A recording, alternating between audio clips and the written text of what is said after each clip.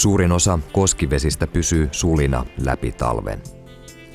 16. marraskuuta onkin yksi vuoden varmimpia päiviä saada vapa taipumaan, mikäli sääolosuhteet sen suinkin sallivat.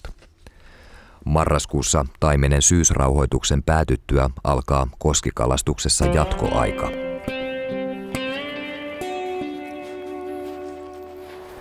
Pakkanen paukkuu.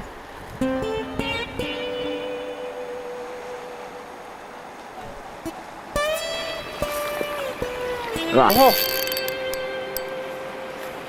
Sehän innostaa. Kalastaminen on mielekästä pakkasen pysyessä alle 10 asteessa. Kalojakin saadaan. Taimenia ja hyväkuntoisia harjuksia. Taimenet ovat monesti tummanahkaisia ja vaalealihaisia talvikkoja, joita ei kannata saaliiksi ottaa. Keskellä talvea koskiin saapuu kirkkaita, kutemattomia kaloja järvialtailta. Kukaan ei ole osannut tähän vielä syytä kertoa. Pitkillä leudoilla jaksoilla saattaa olla jokin yhteys tähän, ehkä.